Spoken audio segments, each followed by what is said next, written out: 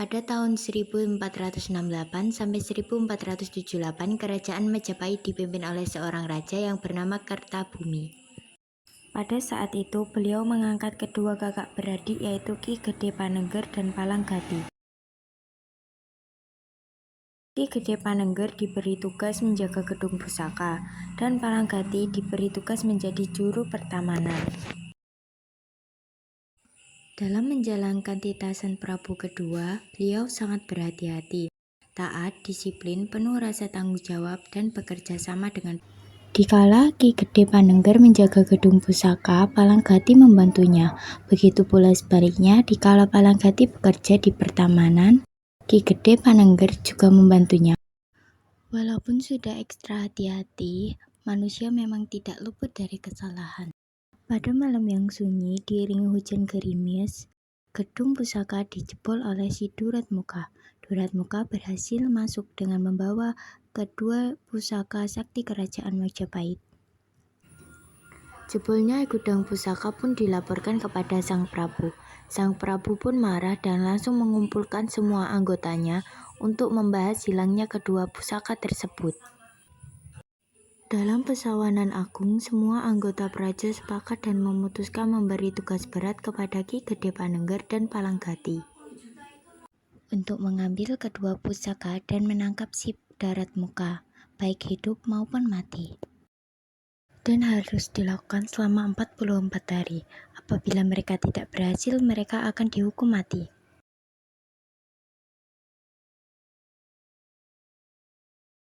Keduanya menyamar menjadi pengamen kentrung dan merubah nama mereka. Ki Gede Panengger menjadi Joko Prokoso, sedangkan Palanggati menjadi Pranyang. Tanpa mengenal lelah dan putus asa, mereka menyusuri jalan. Panas terik, hujan lebat mereka hadapi bersama. Akhirnya, keduanya menemukan sebuah kampung yang dihuni beberapa warga. Mereka berdua masuk ke kampung itu dengan mengutarakan niatnya untuk mengamen kentrung. Warga kampung yang sangat haus kesenian sangat senang mendengarkan irama alunan kentrung yang dimainkan. Di tengah-tengah para warga menikmati irama kentrung dan bersenang-senang, datanglah dua orang yang tak diundang. Kemudian memperkenalkan diri dengan sombongnya. Kedua orang itu memperkenalkan namanya sembari menghunuskan pusaka sakti kerajaan Majapahit. Mereka berdua memperkenalkan diri dengan nama panjang dan adiknya yang bernama Punjung. Mendengar perkataan mereka, Ki Gede Panengger dan Palanggati menghentikan kentrungnya. Mereka berdua memohon dengan sopan dan hormat, meminta pusaka sakti itu untuk dikembalikan. Namun, permintaan mereka tidak dikabulkan. Maka terjadilah perang yang berlangsung selama 1 jam. Ki Gede Panengger melawan Panjang dan Palanggati melawan Punjung. Perang pun usai. Ki Gede Panengger dan Palanggati hanya mendapatkan kedua pusaka sakti itu, sedangkan Panjang dan Punjung melarikan diri. Pengejaran si Duratmuka tetap dilakukan hingga memakan waktu berpuluh-puluh hari. Jika dihitung sejak hari ditetapkannya tugas mereka, sudah 44 hari. Namun Ki Gede Panengger dan Palanggati tetap tidak berhasil menangkap si Duratmuka. Sudah pasti ketika mereka kembali, mereka akan dihukum mati. Untuk itu, Ki Gede Panengger mencari tempat persembunyian yang aman untuk menyelamatkan diri dari hukuman mati. Di tengah perjalanan, mereka berdua menemukan sebuah gua batu. Disitulah mereka bersembunyi dan bertempat tinggal. Gua batu tersebut kemudian diberi sebutan Rumah Batu Alam. Pada tahun 1477, di tempat itulah keduanya bertapa beranta dan memperdalam ilmunya untuk hidup mendekatkan diri kepada Ilahi Robbi. Namun, karena tata cara yang berbeda, masing-masing merasa terganggu. Maka pada tahun 1478, Palanggati memisahkan diri menetap di suatu tempat, dan tahun 1998, beliau mendirikan sebuah kampung diberi nama Blawi. Pada tahun 1478, Sang Prabu Kertabumi lengser dari jabatannya atau kekuasaannya berakhir. Sejak itulah Ki Gede Panengger berani menampakkan diri. Lama-kelamaan Ki Gede Panengger menjadi terkenal di kalangan masyarakat. Hari berganti minggu, minggu berganti bulan, dan bulan berganti tahun. Pengikut Ki Gede Panengger menjadi banyak dan ikut menetap di sekitar Batu Alam. Maka Tahun 1479, Ki Gede Panengger memberi nama Dusun Pamahan, dan tepatnya pada 1484 Dusun Pamahan diganti menjadi Dusun Ngelengkir. Pada tahun 1499, Ki Gede Panengger wafat dan jasadnya dibiarkan di dalam rumah Batu Alam. Beliau wafat pada usia genap 70 tahun.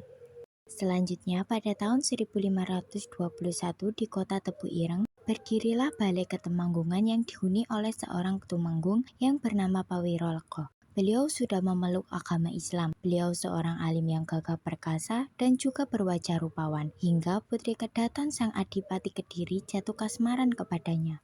Sesampainya pada Balai Ketemanggungan, Pawiro Leko berpesan kepada abdi kinasihnya bahwa jika siapa saja yang datang ingin menemuinya, baik pria ataupun wanita, untuk menunggunya sampai selesai membaca wirid. Pesan ini sangat diperhatikan dan selalu diingat oleh sang abdi. Dan pada saat itu, Putri Kedaton Adipati Kediri datang ke Balai Ketemanggungan dan ingin menemui sang tumenggung Pawiro Leko dengan tujuan ingin melamarnya. Mendengar itu, sang abdi dengan sopan dan penuh hormat mempersilahkan Putri Kediri untuk masuk dan duduk di Balai Ketemanggungan, dan berkata bahwa Pawiro Leko berpesan disuruh untuk menunggunya hingga selesai membaca witirnya. Putri Kediri pun menunggu. Namun, Pawiro Leko membaca witirnya terus bersambung sejak sholat zuhur, diteruskan ke sholat asar, dan diteruskan lagi ke sholat maghrib, berakhir pada habisnya sholat isya. Maka perlakuan Pawiro Leko ini dinilai negatif oleh Putri Kediri, dan berprasangka bahwa perlakuan Pawiro Leko ini bukan hanya sekedar membaca wirid, namun juga secara tidak langsung menolak lamarannya. Putri Kediri pun merasa tersinggung dan malu, dan berpamit pulang kepada sang abdi. Pada saat di tengah perjalanan, Putri Kediri dengan didampingi seorang prajurit berhenti seraya berkata, "Daripada aku hidup menanggung malu tidak dapat hidup berdampingan dengan Pawiro Leko, lebih baik aku mati berkalang tanah." Dengan spontan, Putri Kediri menghunuskan pusaka dilego dan suduk seliro. Begitu pula prajuritnya mengalami nasib yang sama, yaitu suduk seliro. Tempat suduk selirunya Putri Kediri sampai sekarang disebut Sendang Linggo. Linggo berasal dari kata lego atau puas, artinya keris dilego karena Putri Kediri tidak kunjung pulang. Sang Adipati memerintah Ki Demang Tungkur untuk menyusul Tuan Putri ke Balai Temanggung di kota Tebu Ireng. Betapa terkejutnya Ki Demang Tungkur setelah mengetahui Putri Kediri wafat di tanah dengan badan berlumur darah dan pusaka yang masih tertancap di badannya, dan jelas ini ulah busuk Temanggung Pawiro Leko. Ki Demang Tungkur pun melaporkan peristiwa sedih ini kepada Adipati. Adipati pun menangis tersendu-sendu dan pergi ke Balai Ketemanggungan. Setibanya di sana, Demang Tungkur langsung mengikat Pawiro Leko menolak dan tidak mau diikat karena merasa tidak bersalah. Demang Tungkur pun menjelaskan bahwa sepulangnya Putri Kediri dari Ketemanggungan wafat di tengah perjalanan, dan Ki Demang berkata bahwa jelas Pawiro Leko pembunuhnya. Untuk itu, Ki Demang Tungkur akan mengantarkan Pawiro Leko ke sang Adipati. Pawiro Leko tetap bersikeras menolak tuduhan itu. Mereka sama-sama mempertahankan kebenarannya masing-masing.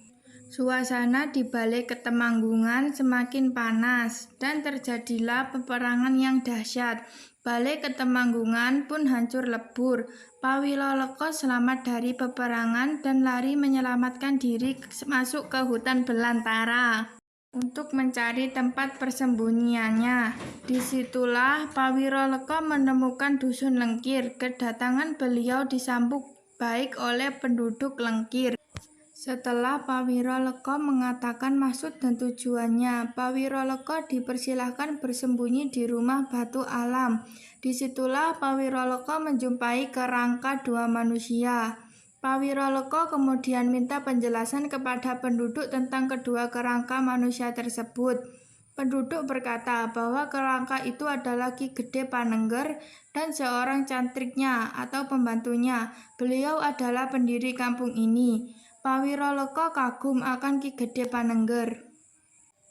Untuk mengenang jasanya, Pawiro Leko mengubur kerangka itu dan mengganti nama Kampung Lengkir menjadi Desa Tenggerejo. Pada tahun 1525, Tenggerejo berasal dari kata Tengger yang memetik dari nama Ki Gede Panengger. Namun tahun berdirinya tetap diakui tahun 1479, yaitu tahun berdirinya Dusun Pemohan.